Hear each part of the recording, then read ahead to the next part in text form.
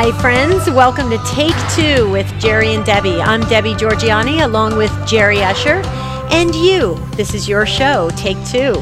That's what it's all about. It's your takes that drive this show. And I couldn't sleep all night. Literally, I could not sleep all night because I was so excited about this show today, Jerry. And it's not because tomorrow is your birthday, although we do have to wish you a happy birthday, Jerry. Oh, thank you. That's very kind of you.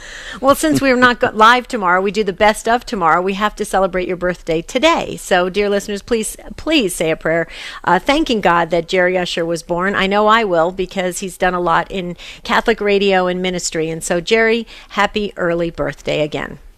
Thanks very much. Yeah, I just came out of Mass, actually. If people look behind me, they see something a little different than normal when I'm in my home studio. I'm actually at Catholic Answers today, and they just had their staff Mass this morning, and I came to San Diego for a couple days and thought I would pop in and see my old stomping grounds here where I hosted Catholic Answers Live for about 10 years, up until 2009, and it's just great to see the gang again, and so I'll be spending a little bit of time here. Are they going to have a birthday cake for you? I don't know. I don't know if they even remember if it's my birthday tomorrow or not. But well, hopefully they're hearing it, so get that birthday cake out for you. So right. I think that's awesome. Well, great. Well, tell the folks there we said thank you and hi from the whole Take Two family. But Jerry, today we're talking about supernatural gifts from God. Can you believe it? I'm looking forward to it. And dear listeners, this is going to be a fascinating conversation. And we might want to, obviously we will, Debbie, explain what we mean by supernatural gifts, because those can take a lot of different forms. They can be virtues, they can be graces and so forth. But I know when you picked this topic, what you had in mind were some of the extraordinary gifts that God gives to certain of the saints. And we're gonna have a conversation about this and hopefully get our listeners' takes on what they think about it. Well, yeah, let me give you a little bit of the backstory of where this topic came from. I've been watching on the news the success of the Superwoman movie and then all these superhero movies that have come out for the summer, and people are paying $10, $12, even more for tickets and for all the goodies that go along to go into the theaters to watch these supernatural superheroes do these incredible things. And I thought to myself, wow, we have it right here in the lives of the saints. These supernatural gifts like the Stigmata and the gift of bilocation, the gift of prophecy, the gift of reading hearts, the divine fragrance gift. It goes on, Jerry, incorruptibility. And to me, I'm thinking to myself, why are we spending that kind of money in a theater when right in the lives of the saints we can have the most authentic, true life stories of superheroes that were given supernatural gifts by God in order for their holiness and in order to inspire us. So, Jerry, that's where this idea came from about supernatural gifts from God, and we really want to talk about it on what our listeners think about this, because you don't have to believe in this to be Catholic, but it is a wonderful, great affirmation that God is alive and well, and He is performing those wonderful mystical gifts. Here's the phone number if you want to join us, 1-800-585-9396. Already lines filling up, 800-585-9396. And one thing I love about this, Debbie, and we're going to kind of flip the coin over, you mentioned Wonder Woman and all of these superhero movies and all of this. The whole purpose of God giving these gifts is almost the opposite. It's not to get this person out into the open, into the public, make them this public hero, but really it's for humility, it's for holiness, and it's really for the sanctification of others and ultimately the sanctification of the church.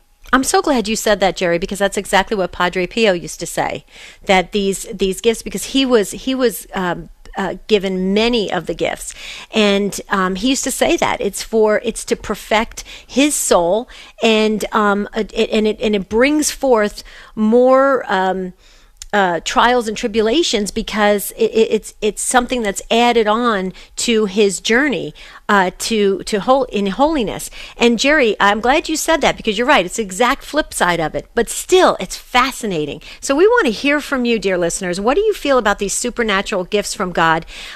We've all heard them. We've all heard about it, especially Padre Pio, because he had so many of them. And we can talk about that. But let's see what your take is on this. Do you believe in them? Do you think there's a reason they've been given? What do you think is the whole idea behind why God would impart them to some and not to others that are saints? 1-800-585-9396. Well, here's a question too. I want hopefully a few of you to weigh in on. Would you be open to receiving these gifts from God? Would you welcome them? For example, the stigmata. Okay, sometimes, Debbie, here, this is the thing. This is a real catch-22. In the spiritual life, we see these kinds of phenomena, and we go, ooh, wow, that'd be really cool to have that. And then, well, all of a sudden you get the wounds of Christ in your body. You feel the pain. Padre Pio, St. Francis, others actually did feel physical pain, sometimes intense pain. The thing is, it's not given as like a badge to wear around. That's what we're talking about here. But somebody call in. Would you, for example, what if you went to confession and a priest read your heart, read your soul, read your sins? This is another one of these gifts that we're talking about. Padre Pio, for example, people would flock to confession because he was able to see into their hearts, really, Debbie, in places they couldn't even see. Right. And they were also just absolutely embarrassed beyond belief when he would throw them out of the confessional and say, basically they were trying to hide a sin or try to avoid a sin, and he could read their hearts. And so he would throw them out and tell them not to come back until they were ready to really fess up. And that would be just horrible. I would just be mortified. I would walk away probably just thinking I could never go back to that confessional. But yeah, you're right, Jerry. I mean, there's something we see it, we hear about these gifts, but would we really want them? Because with that comes, like you said, there's embarrassment. Padre Pio was embarrassed because the wounds used to constantly bleed and would bleed during Mass. Lots of pain. They had to. Some saints asked God to remove the outward visible sign of them because they didn't want to draw attention. And so, yeah, there's a lot of things that surround these supernatural gifts. And so, I guess the old saying is, be careful what you ask for. Well, and something else, too, you might want to call in and weigh in on with your take is, I just had a thought and it fell out of my head. What was it? Somebody that I knew at Catholic Answers just walked by and I waved to her. Oh, okay. Goodness. That's okay. All right. Oh, well, here's what I was thinking of. Okay. These types of things should not be what we lead with when we're defending the Catholic faith. But Debbie, I know you wanted to talk about, with anyone who's listening, have you ever gotten in a conversation with someone about whether Catholicism is true or not, or whether the gifts of God as we see them as Catholics in the lives of the saints are true manifestations of God's goodness and His power? And maybe you've used an incorruptible saint, for example. Debbie, I know you're big on the incorruptibles. You just love them. I am.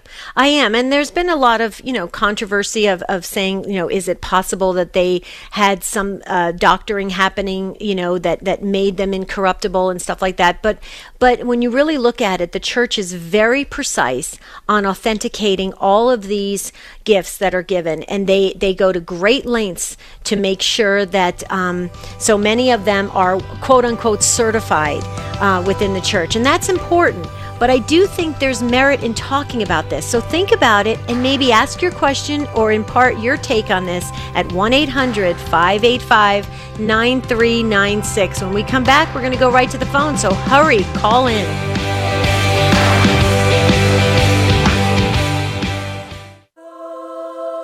Celebrating 100 years of Fatima with Monsignor Charles Pope. On June 13th, 1917, Our Lady said to the children at Fatima, "The Lord Jesus wishes to establish devotion to my Immaculate Heart throughout the world. I promise salvation to whoever embraces it.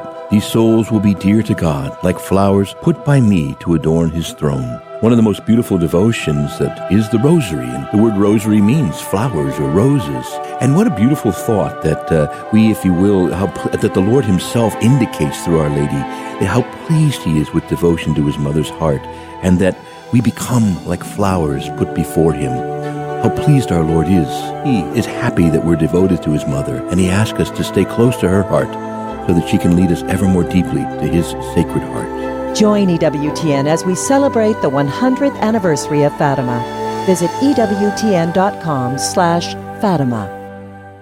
CNA is the only fast, reliable, and free Catholic news source that brings blogs, stories, and opinions to your fingertips. The latest Catholic news is at CatholicNewsAgency.com, an online service from EWTN News. Colin Donovan. Entering university, I had the religious understanding of someone catechized in the 1960s. That changed when a fellow freshman asked me if a Catholic could use the pill. My uninformed answer was, sure, why not?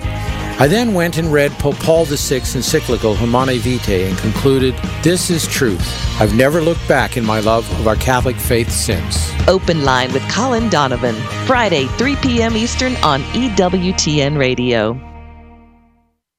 This is Father Joseph Mary. This is Dr. Ray Guarendi, host of The Doctor Is In. Hello, this is Bishop Mike Siss from the Diocese of San Angelo, Texas. Thank you for listening to the EWTN Global Catholic Radio Network.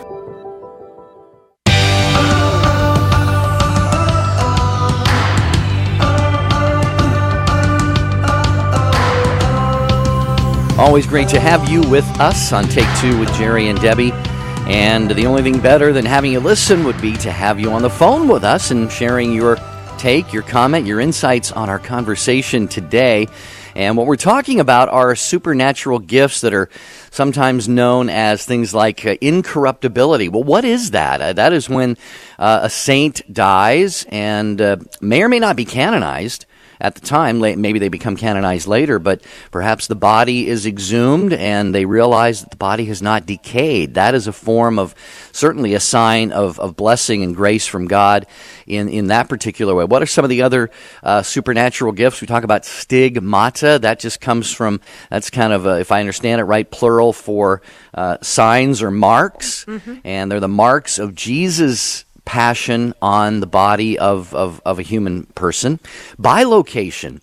Debbie, you shared something with me yesterday that I'm not sure that I was aware of, and that is my patron saint, St. Gerard Majella, had the gift of bilocation. Tell our listeners what that is. Gift of bilocation is that special gift where the person can be in two places at the same time. So, for instance, like you just said that St. Gerard Majella had the gift of bilocation. That is very true. And the way they authenticate that is that they have there's eyewitness reports and all sorts of things that they research and realize that this particular saint was in two places at one time. Padre Pio was known to do that. What happened was he would actually be at a concert, if you will, and he would bow his head, lower his head, and all the other friars knew he was somewhere else, and he would show up in someone else's room, or during the war,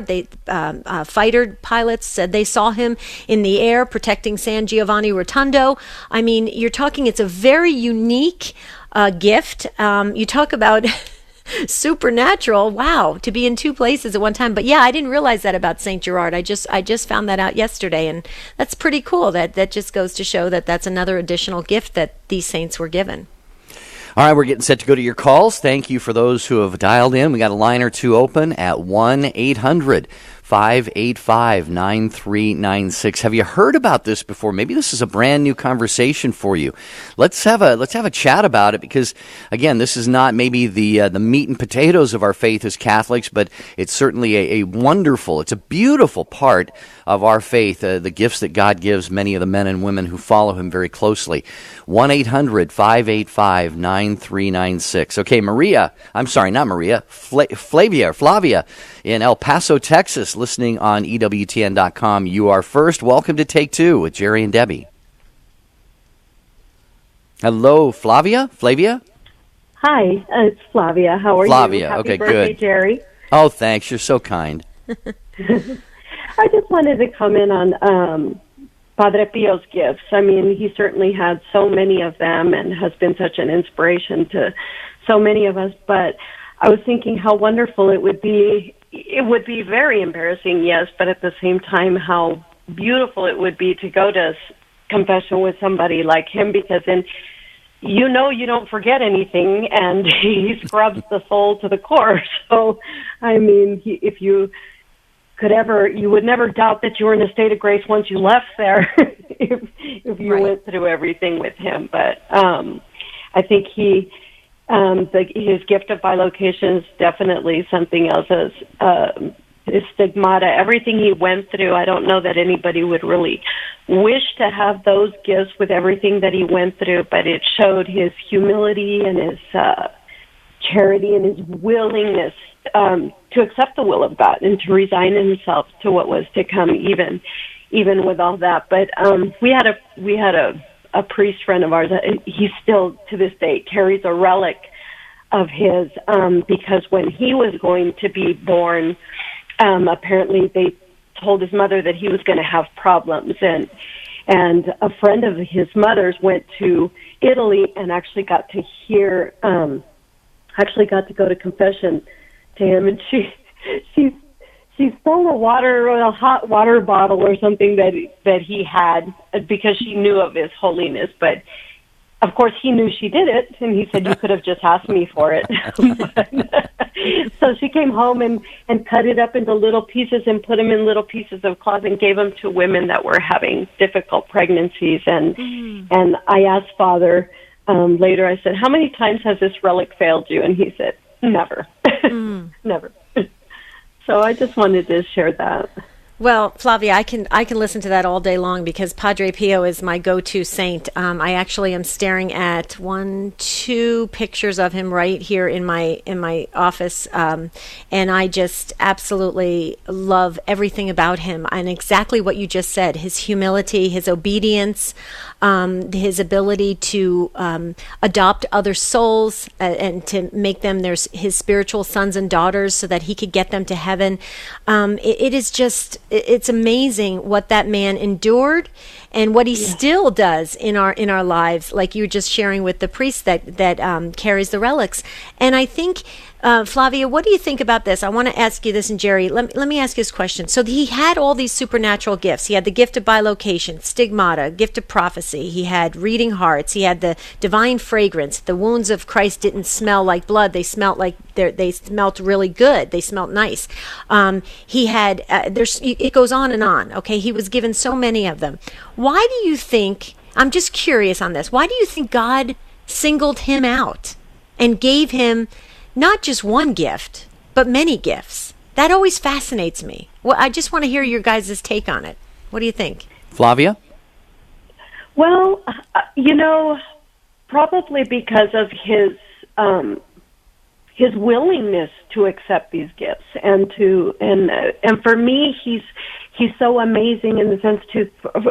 I was born in '66, so I mean, I think that he is so contemporary and so relevant, and I think at this time, and especially during so close to Vatican II and so many things that were happening, I don't know, for some reason I believe that it kind of ties into all of that, and I think that the people that were around him, if it wasn't the bilocation that was going to get them, maybe it was one of his other gifts that was going to make them believe. I don't know what else to think. Yeah, and I just I always marvel at the fact that, obviously these kinds of things draw people to them. Anytime there's a mystic, someone with stigmata, any of these supernatural phenomena or gifts, if you will, the faithful really want to go to them. I'm thinking of other priests, for example, who have read hearts in confession. St. John Vianney, he would have 16, 18 hours of confession a day. This is what we are all hungry for. So God definitely gives these gifts for the good of all of the church. And I know the point has been made on this show already today. If I found somebody who wanted these gifts, I would hope and pray they never got them, because it's really, again, I don't know if that's a sign of the proper humility. So God looks into a soul like a Padre Pio or anybody else like this, and sees somebody who can handle this, if I can put it that way, in just modern colloquial terms. Yeah. See, That's awesome. Both of you just, that really summed it up for me, because I've struggled with that. I have to tell you, I've struggled with the fact that he had so many gifts, and I'm thinking, why, God, did you make him go through so much, or do you allow him to go through so much? But like you said, he had the disposition, and he had the humility, and he had the openness. And see, I got you could just feel the Holy Spirit. And I'm just, Padre Pio is awesome. And I just wish that everybody would read his story and really look to him for guidance, if you will, because he's very active.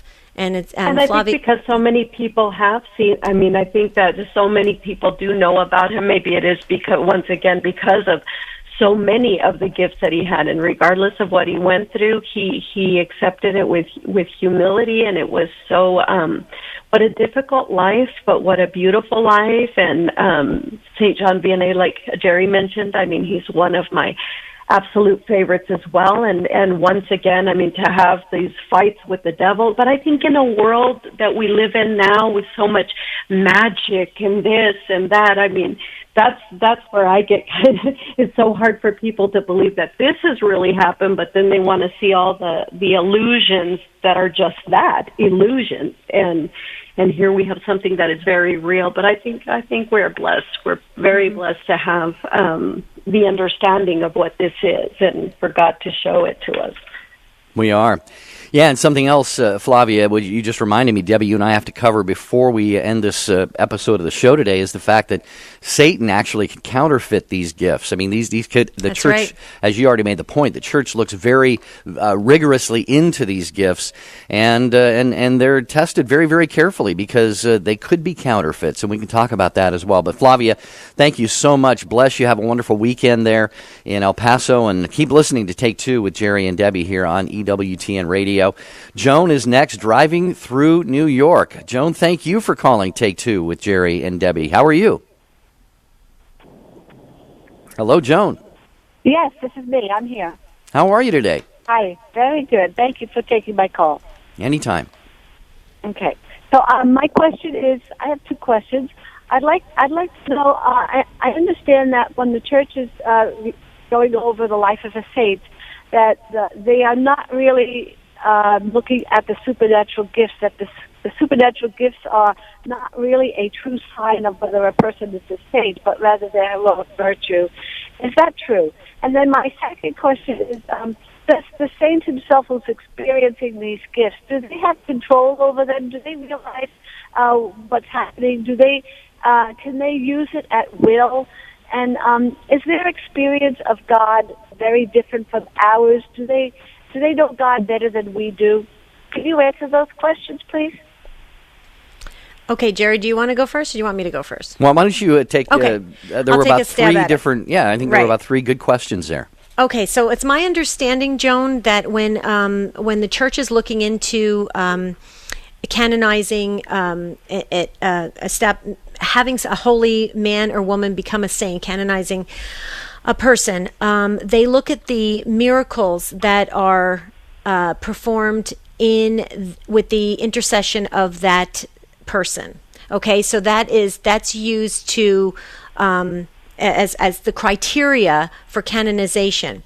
Now, it's my understanding, Jerry, you'll have to correct me if I'm wrong, and I might have to research this, Joan, but I believe that incorruptibility used to be one of the things they could use as a criteria, but then that has shifted and changed because of some of the situations where some of the bodies had some waxing on them or some embalming that may have crossed the line where it possibly could have preserved the body. Now, I could be totally incorrect in that. Jerry, you're sitting at Catholic Answers, so you might want to ask one of the apologists if that is correct. But I believe it's based on the miracles that happened with the intercession of that person.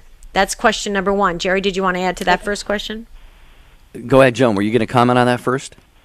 Okay. I thought it had a lot more to do with the virtues, the heroic virtues of the person, and not so much even the miracles and Well, no, that is correct, Joan. The person is canonized based on heroic virtue, yes. Absolutely. Sanctity, charity, heroic charity, love, all of that. Right. There would be no miracles if none of that were in place already, because the miracles are subsequent to that, and they are a result, as Debbie said, of this person. Basically, it's kind of like God proving that the person's in heaven. Exactly. Because let's just say, my parents are both deceased. Let's just say I prayed to my mother right now, and I said, Mom, there is this absolutely impossible situation that only some supernatural intervention can eliminate or change or remove or whatever. And I pray to her for that, and it happens. There's no physical, natural explanation for it.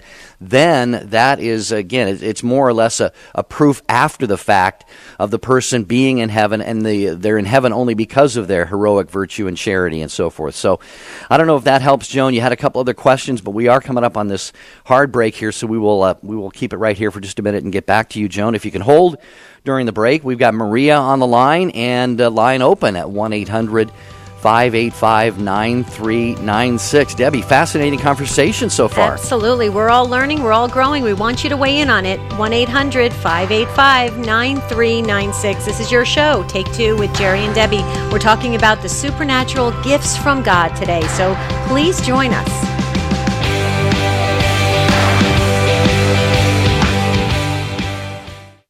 Save the dates. On Saturday and Sunday, September 9th and 10th, the EWTN Family Celebration is coming to Worcester, Massachusetts. Make plans now to bring the whole family to this free event. Log on to EWTN.com/family celebration for all the details. That's Saturday, September 9th and Sunday, September 10th. The EWTN Family Celebration is coming to the DCU Convention Center in Worcester, Massachusetts. We'll see you there.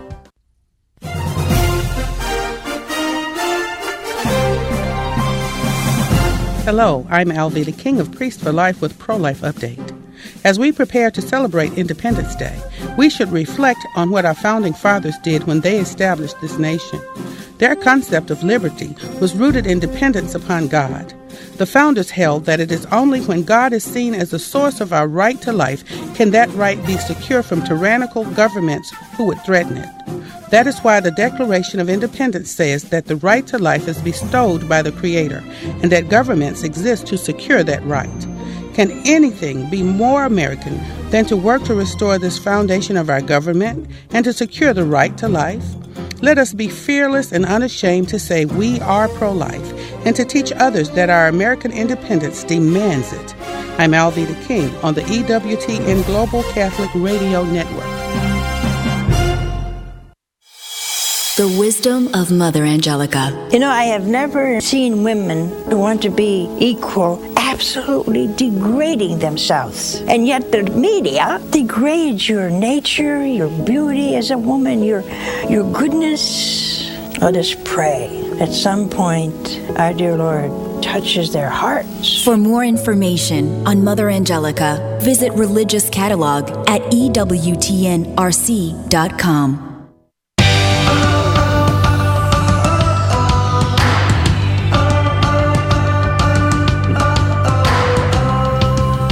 You are tuned in to EWTN Radio. Our thanks to our affiliates, the wonderful show team, Rich Jesse, our producer, Matt Gabensky, screening your calls. Jeff Burson is the head of social media and all of that good stuff and keeps us out there and gives you information about each show that's coming up. Talking today about the supernatural gifts, things such as bilocation, a human person being in two places at one time. Or, Debbie, you mentioned the fragrance. Sometimes somebody will be so holy that at the point of their death, there will be the scent of roses or something similar, the odor of sanctity, as it's sometimes called. I remember St. Joseph of Cupertino was known for levitating. He would be in prayer, and he would be literally, I don't know if it was inches or several feet off the ground, but his brother friars would come in and oh, there is Joseph. Joseph's praying again. You know, there he is up around the rafters. And actually, he could be suspended for as long as a half an hour, 3/4 of an hour. And a lot of times they actually didn't want him to come to public things because of that, because it would be a distraction. Yeah, which is very interesting. You're messing up the whole wedding reception. Exactly. Joseph. While you're, it's true. But we got to get back to Joan. Yeah. Right, and back to the canonization, Joan. And that's exactly it. I just did a quick search here on EWTN.com actually about Pope John Paul II and his canonization process, and it doesn't really start till 5 years after the person has died, and then it can be a very lengthy process because they do exactly what you just said, Joan. They go through his whole entire life or her whole entire life, where a man or a woman, they go through their entire life to see if they've lived that extraordinary holy life on this earth. And then those miracles are to really validate that they are indeed in heaven, and it moves them towards the process of canonization. So I wonder if that answers that part of the question, Joan. Yes, it does. Okay. And my second question was, does the person who's experienced these gifts, okay, are they aware of them? For instance, are they aware when they're levitating or when they're in two places at once, or do they have control over it? Can they say to themselves, oh, I need to go and pray for so-and-so, so let me go there, and then they go? Do they have control? Do they have their free will to do that? And is their relationship with God, how is it different from ours, and how can we become more like them in our holiness? Great questions. Go ahead. Yeah, the second question, I'm not really sure. I mean, with something like Stigmata, I would say absolutely they're very well aware of it because it could be very painful at times. As far as their free will, I don't know, Debbie, didn't Padre Pio, he used to make requests of, didn't he, like where he wanted to bilocate and things like that? Or maybe I'm wrong about that. From my understanding of reading his story several times, Joan, as a matter of fact, when he first got the Stigmata, he asked God to take it away. And other saints have done that as well. I believe it was St. Catherine of Siena. I have to double check that. But I believe so. They asked at first to diminish the outward sign of it. So they asked God to kind of downplay it, and God obviously complied for some time until they were ready to handle it from an outward sign. Did he have his understanding of these gifts? And yes, he did. But from reading his story, Joan, I don't get that he manipulated these gifts in any way, shape, or form. He only complied with what he knew God wanted him to do. That's what made Padre Pio so incredible, was that he was very obedient to God's will. And that leads into the third question that you have. I personally believe, now this is not I'm not representing the Catholic Church. This is my personal belief from studying a lot of the saints, that I believe that the reason why God may give these gifts to these holy men and women is exactly what was said by Flavia and Jerry, that first of all, they can handle it because they are in a deep relationship with God. They already have that connection. God is intimately tied to them in a relationship, and that's why God can, I believe, can entrust them with these gifts so that they use them in the proper way to inspire the rest of us to attain holiness. That's my take on it from reading the lives of the saints. And so I guess in answer to the second part of your question, the way we grow like that is to use these saints as our models and to adopt some of their practices of prayer and penance and sacrifice and everything that they've done to be obedient to God's will. We try to work our lives like they did, in hopes that God would grant us favor of that deep relationship back. I don't know if I'm saying that correctly, Jerry, but that's what I feel deep in my heart. Yeah, well, I would just add that, and this is, Debbie, you know this already, Joan, you probably do too, these gifts we're talking about are extraordinary phenomena. These are given to probably 0.00% of Christians who ever live. Can we have the same kind of relationship with God? Absolutely. The housewife who is changing her son or daughter's diapers with great love. Mm-hmm. the person who visits those in prison and those, feed the hungry, and really just loving your spouse, loving your kids, loving your neighbor as yourself, putting God above everything else. God gives every one of us the grace to attain what we call sainthood in this context of the conversation we're talking about here today, and that is to be a canonizable saint at the point of our death. Every one of us has the grace given to us if we cooperate and we say yes. It's all about obedience. It's all about acceptance of God's will. And any one of us can do that. So that's encouraging to me. You don't have to be a Padre Pio or a St. Catherine of Siena or a John Vianney to attain this kind of holiness. They get those special gifts, but every one of us is given the normal and even, I would say, maybe even sometimes extraordinary graces to be able to attain that sanctity. So does that all help, Joan? I hope so.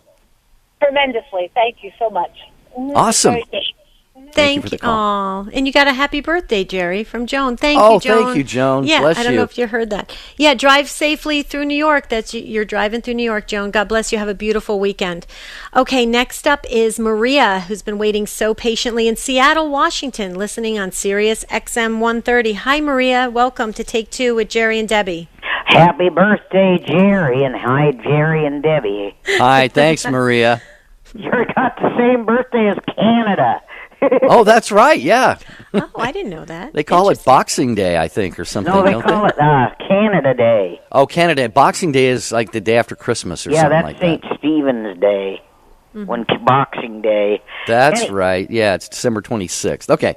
Anyway, I was listening to this because I'm intrigued by saints like this, and I found out, let's see, there's Padre Pio and the cure of ours, and then there's Don Bosco had him. He didn't have the Stigmata, but he had the confession one and the prophecy one, and he could bilocate, and also Francis Xavier Seelos that said, I think he told somebody that he wouldn't see him because he was going to die in New Orleans, but of yellow fever, and he did. And then there's Saint Charbel Maclouf. He was incorruptible, and I guess he had oil or something that was after he died. You mean oil like... I think it's something else about all these saints having all this. It is. Yeah, it's really fantastic, and to study these things, I think, Debbie, you made the point a couple times already today. It's meant, in part at least, for our encouragement, for our inspiration, for our edification. But it just shows the beauty of our God. And when we talk about something like the Stigmata, I mean, this is Jesus inviting someone in an intimate way. We all are invited into his passion, but not everybody's invited into the passion to the point of feeling and experiencing the very pain of the nails and so forth. So, that's the kind of loving God that we have. Well, yeah, and Padre Pio talked about that, Jerry. He talked about, and Maria, he talked about when you receive the Stigmata and the pain that's associated with it, you are allowing in a lot of suffering. A lot of suffering. That's why these supernatural gifts, I just wanted to say, when we used to teach this to an adult formation or even in youth ministry, we used to always say to the attendees, you don't want to just be praying every night, Lord, give me the Stigmata, because you may not be prepared to handle it. And so these holy men and women spent their lives in preparation for exactly this. And it's a big difference. That's why for us, for most of us anyway, we have to just strive to be the best we can possibly be, like Matthew Kelly said, and be comfortable in that, as opposed to wishing and wanting and praying for all these supernatural gifts that we may not be prepared to handle, actually. What do you think, Maria? I think that too, because I remember one time I prayed for, I wanted St. John Bosco to do something, and I kind of still do sometimes, but I keep thinking now, I must have been awful proud to be praying for something like that, because if you're humble, I don't think you're going to be wanting to pray for stuff like what I was wanting him to do, because I'm like, what if I'm not good enough for him to do that, you know? And I'm like, look at how good the Fatima children and St. Bernadette were and all that, and they didn't ask for that, you know. I mean, they could have, but they didn't. Well, you know, Maria, you're raising something else in my mind here, and that is, you know, the objective worthiness of the recipient of the gift. I'm thinking of St. Paul, you know, when he had his Damascus Road experience. Paul was well-meaning, but he was persecuting and murdering Christians. He was attacking and murdering the Church of Jesus Christ.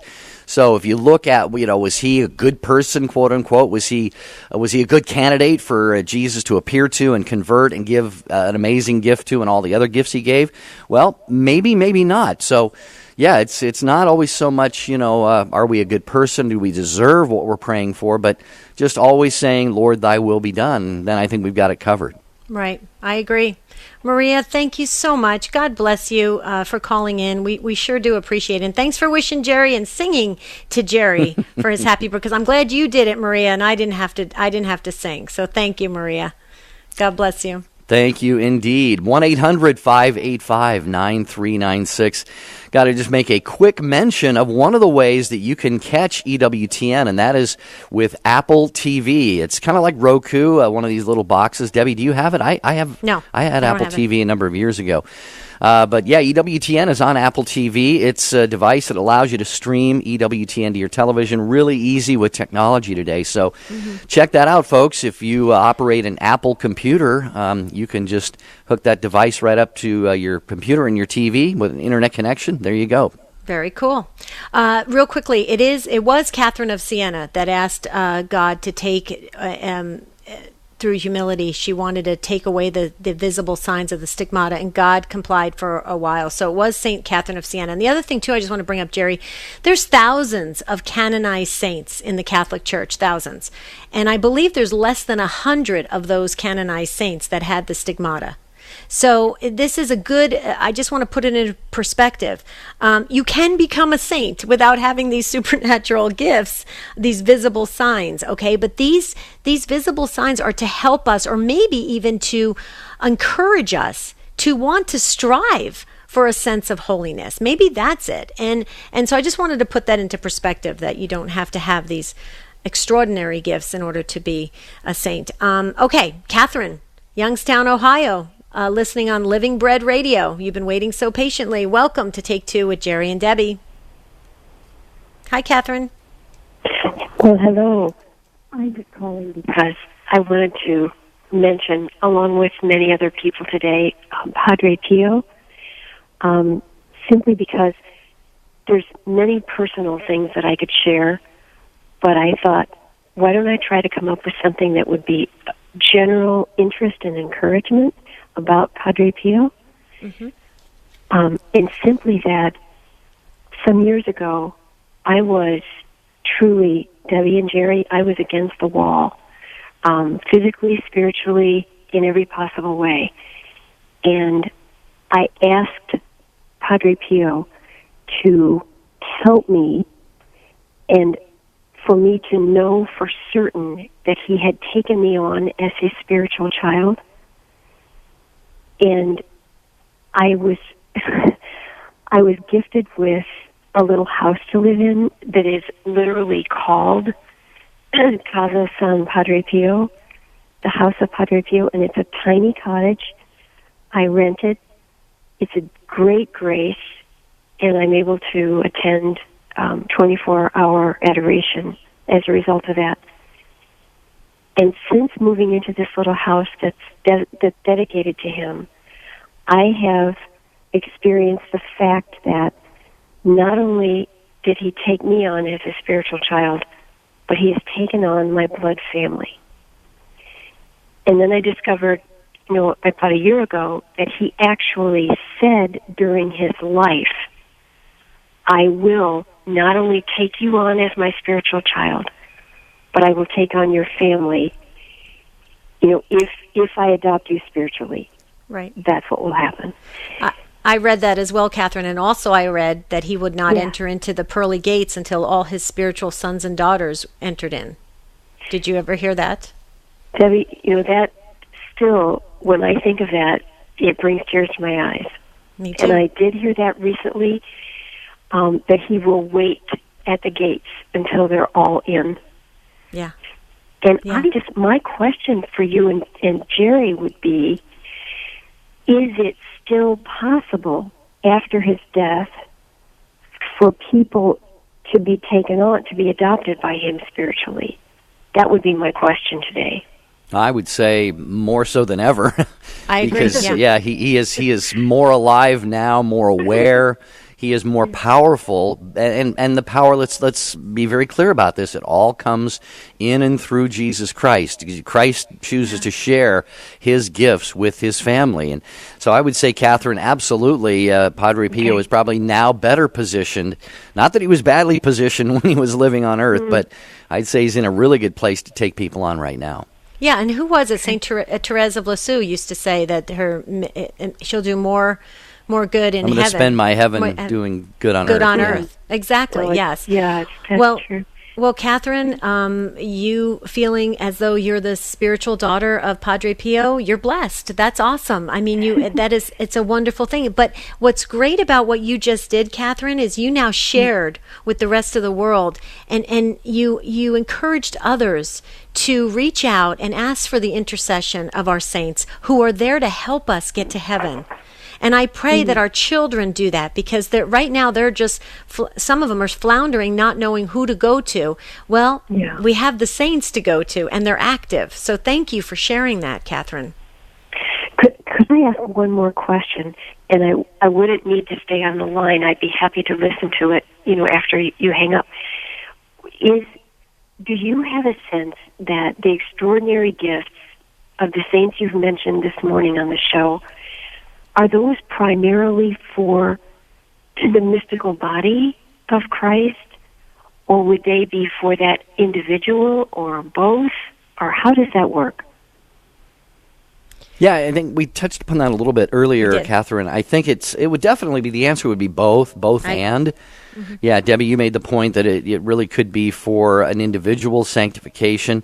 I think we can't really disconnect one from the other, because we are all mystically connected as the body of Christ, if that makes sense. I would agree with that, absolutely. But Padre Pio used to say that when God wants to perfect a soul, to a great length to perfect a soul, then these gifts can be bestowed on them in order to help them. He used to say that. So yeah, I would agree. I think it's both, because we are connected, and the good Lord wants all of His children to be united with Him. So we have to remember that these, even though these saints are, we somewhat. Well, we do elevate them because they lived extraordinary lives. God wants all of us, and that's what the beauty of it. So, Catherine, thank you again. God bless you, and many blessings to you. Don't be a stranger. Check in with us from time to time. We do appreciate it. Yeah, thank you, Catherine. A couple more we're going to get to here. Kathy, hang on. You're right behind Mary. Mary is in Walla Walla, Washington, listening on Sacred Heart Radio. Hi, Mary. Welcome to Take Two with Jerry and Debbie. Hello, Mary. Oh, Mary's got a radio on there. Yeah. Hi, Jerry. Happy birthday. And thank you. It's my granddaughter's birthday. Oh, praise God. Yeah, and I pray for her, and I pray for you. Well, I pray for her especially, because she was never raised in the Catholic faith. And but the thing I was thinking about when you were talking about how much money they spend going to see these other things, I was thinking, if everybody just sent in a little bit of money, because I know on EWTN, I used to have it on television, they had different things about the saints, but I always think about Saint Bernadette, because I seen that when I was real little, her story, and I think things sometimes are more, they affect you, because she had the terrible, maybe you can help me with it. I don't know, she had tuberculosis or had something with her knees, and she was always praying, and she was always on her knees. And she was in horrible pain during her lifetime. And she's considered an incorruptible, Mary, as well. And, you bring up a really good point, Mary, one thing about the EWTN television. I couldn't agree with you more. We do spend these countless amounts of millions on the theatrics in Hollywood when we should be putting our money where the truth is. And EWTN television radio clearly has the truth. And I couldn't agree with you more. I just wish we would take a little bit and move it over to EWTN. We'd have a lot of children and adults spiritually fed in the right way. Jerry?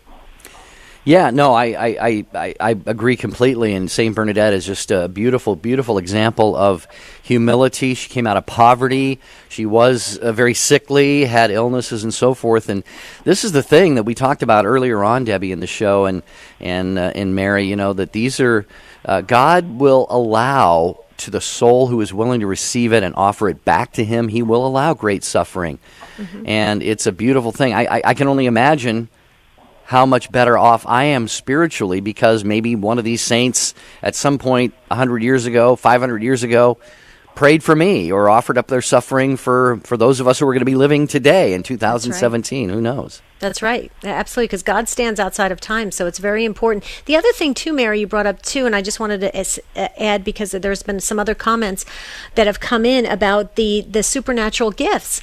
A lot of them at the time of that saint's death, now keep in mind that that person wasn't a saint yet when they died, but a lot of times those supernatural gifts would heal, like Padre Pio's gift of Stigmata, I believe, healed right upon his death. And a lot of people, a lot of theologians, a lot of scholars have said, well, that's because his entrance into heaven. Now he's transitioned out of this world, and it's in that beautiful state of being in heaven. And so there's all this great depth of understanding, because I think with God, Mary, sometimes we totally keep God, like we said it before, in a box, and God is much bigger than that. And we have to try to expand our minds and our hearts and our souls to really take in the enormous presence of what God can do and will do in the lives of virtuous people. So I just wanted to say that thanks, Mary. You really inspired us today. What do you think, Jerry? Yeah, for sure, Mary and all of the others. And Kathy, I had hoped that we would have had time to get to you. We were just simply going to have that closing music here. It just wouldn't be fair to you, Kathy, to get you on the air and just have to jump right in and interrupt you there. But we're going to be praying for you. You had a question about how your parents could be canonized someday. Well, we'll pray for that. Kathy, let us know, too. I think that would be a virtuous desire on all of our parts to see our parents canonized. St. Therese just had her parents canonized not too long ago. But, Debbie, just in closing, we mentioned that, this is a beautiful, beautiful conversation we've had. The church has to look very vigorously at this. The devil can get in there and counterfeit some of these supernatural gifts. And along with the suffering, the physical suffering, a lot of these saints who were given these gifts were persecuted, even sometimes by their own religious brothers and sisters out of jealousy and so forth. So, again, it's probably not something we want to wish for, but certainly thank God for. Yeah, and I think it's worthy of us to really look into and read about the lives of the saints, because they can help us endure some of the things that we encounter on a day-to-day basis. It's that simple. The lives of the saints are real. The church has authenticated them, that they are with God, they are saints, and it's important for us to learn and have them be our role models. We have so many fake role models out there, Jerry. We need the real deal, right? Well, we sure do, and that is going to bring to a close another week of Take Two with Jerry and Debbie. Our thanks to each and every one of you for your prayers. Thank you for your support of EWTN Radio. Check us out at jerryanddebbie.com. Like EWTN Catholic Radio on Facebook. You got us on YouTube. And Debbie, we got another show coming back on Monday. Looking forward to that. Paralyzing fear, that's what we'll be talking about on Monday. So make sure you just mark your calendars, set the time for Take Two with Jerry and Debbie. You don't want to miss it. Yeah, and I want to thank again the gang here at Catholic Answers Live, Darren and Nick and the whole team for getting me set up here in their studio in San Diego. It's been great being here. Thanks, guys. Appreciate it. Say hi to Cy Kellett for us. Oh, yeah, Cy, of course, the host of the show. That's right. Well, dear listeners, we just love you. Have a beautiful weekend. We'll see you real soon.